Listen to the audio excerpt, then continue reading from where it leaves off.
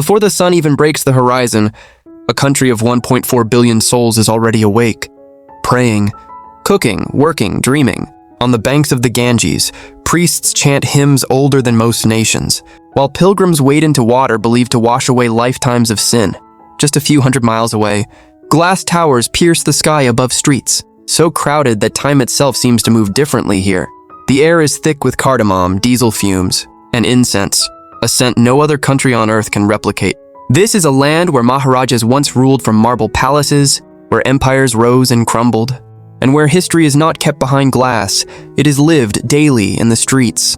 And yet, just beyond the chaos, entire villages still move to the same rhythm. They have for 1,000 years, untouched by the noise of the modern world.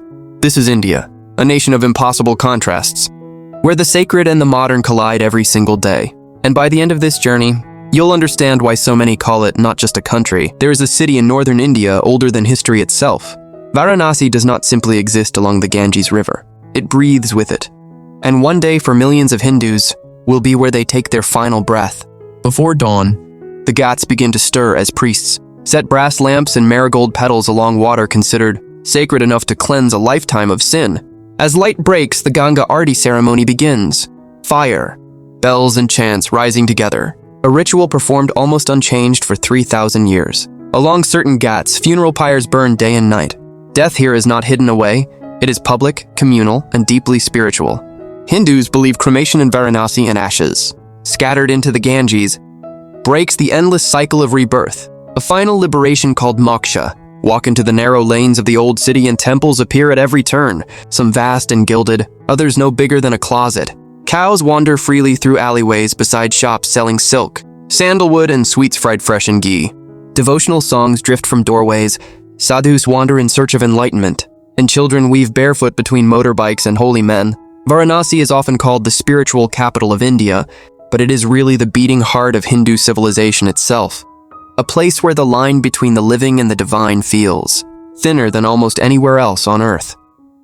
To understand India, one begins here at the edge of a river that has watched empires rise and vanish, while still every morning, welcoming the sunrise exactly as it has for thousands. If Varanasi is India's soul, then Delhi and Mumbai are its pulse, fast, loud, and impossible to ignore. Step onto any street in Old Delhi and the chaos hits instantly. Rickshaws weave between motorbikes, vendors shout prices over each other, and the air carries a mix of frying samosas, exhaust fumes, and burning incense. This is not disorder, it is a rhythm, one that every person here has learned to move through since childhood. Street food is where India reveals its true character. A vendor flips golden parathas on a blackened griddle he has used for 30 years, while next to him, another ladles chana bhatura into paper plates for a line that never seems to shorten. Nothing here is wasted, and nothing is rushed despite how frantic it looks. Every stall, every cart runs on decades of muscle memory. Move south to Mumbai and the energy shifts but never slows. Here, the city that never sleeps runs on ambition. Office workers in pressed shirts step over sleeping figures on the pavement. Luxury cars idle beside handcarts, and skyscrapers rise directly above. Sprawling settlements where millions build entire lives out of tin, brick, and sheer determination. This contrast is not hidden. It exists in plain sight, block after block, and nobody here pretends otherwise.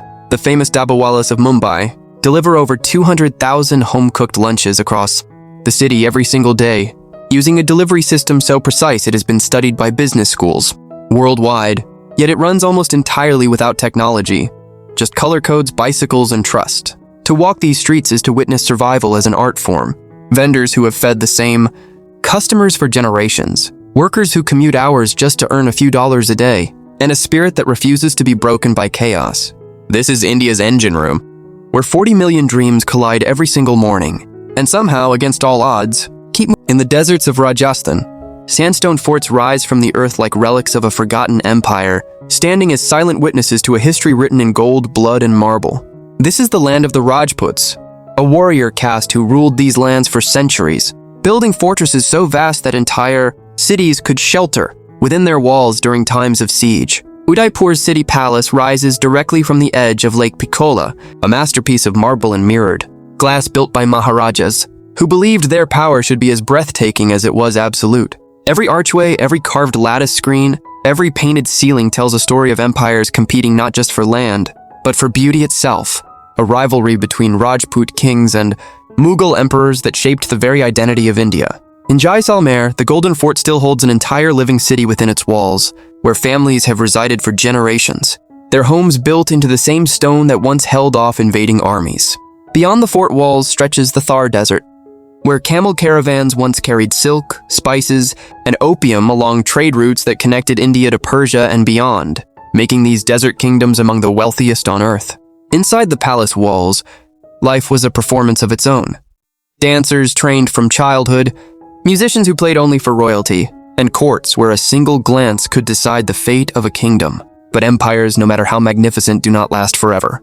By the mid-1900s, most of these kingdoms had been absorbed into a newly independent India.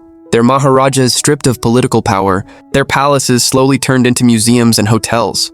Today, many of these palaces have found new life as some of the most luxurious hotels on earth, allowing modern travelers to sleep in rooms once reserved exclusively for kings and queens. And yet, walk through these halls at sunset, when the sandstone glows amber and the desert wind carries echoes of the past, and it becomes impossible not to feel the weight of everything that happened here. An empire's rise, its glory and its quiet, inevitable end. Beyond the palaces and ancient rivers lies a different India entirely, one racing toward the future at breathtaking speed. In Bangalore, glass office towers house engineers writing code for half the world's tech giants, earning the city its nickname, the Silicon Valley of India. What was once a quiet garden city has transformed into a hub of innovation, where startups are born daily, venture capital flows freely, and fortunes are made overnight by young founders barely out of college. In Mumbai, ambition takes an even more extravagant form. Antilia, one of the most expensive private residences on Earth, rises 27 stories above the city, home to a single family and staffed by hundreds. Just a few kilometers away, Dharavi, one of Asia's largest informal settlements, houses over 1 million people in a maze of narrow lanes, tiny workshops and homes built from tin and brick. The two exist side by side, separated by nothing more than a road, a daily reminder of how close India's extremes really are. This is modern India's defining contradiction. A nation minting billionaires and lifting millions out of poverty at the same time, often within sight of one another. Malls selling designer labels, stand blocks from markets, where a meal costs less than $1. A booming middle class now fuels demand for smartphones, cars, and international travel, reshaping what an Indian lifestyle even means, while a new generation grows up online, ambitious and connected to the entire world. And then there is Bollywood, Mumbai's dream factory, churning out more films each year than any other industry on the planet, exporting Indian culture, music, and glamour to a global audience. Studios buzz around the clock. Stars are treated like royalty, and an entire nation still gathers to watch its heroes sing and dance across the screen. It is proof that India's ambition isn't only economic, it is cultural, spiritual, and unstoppable. A country determined to define its own version of modern success, on its own terms. Far from the glass towers and crowded highways, another India still breathes at its own pace. Here, in villages scattered across endless fields of wheat, rice, and sugarcane, life moves according to the seasons rather than the clock. Farmers rise before sunrise, guiding oxen or tractors across land that has often belonged to the same family for generations.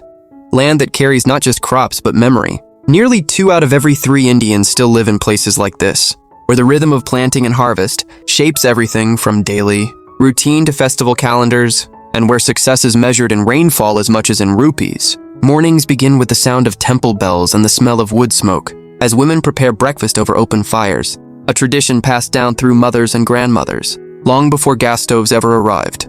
Children walk to school along dirt paths, past wells where neighbors gather to talk, past cattle resting in the shade, past a version of childhood that has changed remarkably little over the decades. In the afternoons, men gather under the shade of banyan trees to discuss the price of grain, the coming monsoon, or the latest village news, conversations that have played out in almost the exact same way for hundreds of years. Festivals bring these villages to life in bursts of color and sound. During Diwali, entire streets glow with clay lamps and fireworks, celebrating the triumph of light over darkness. During Holi, strangers and neighbors alike are covered head to toe in vibrant powder, old rivalries forgotten for a single joyful afternoon. Harvest festivals like Makar, Sankranti, and Pongal turn entire communities into celebrations of gratitude, with kites filling the sky and sweets shared door to door. These are not performances for outsiders. They are the beating heart of community life. unchanged by generations of political and technological upheaval. Family remains the foundation of it all. Multiple generations often share a single home. Decisions are made collectively, and elders are treated with deep, unquestioned respect.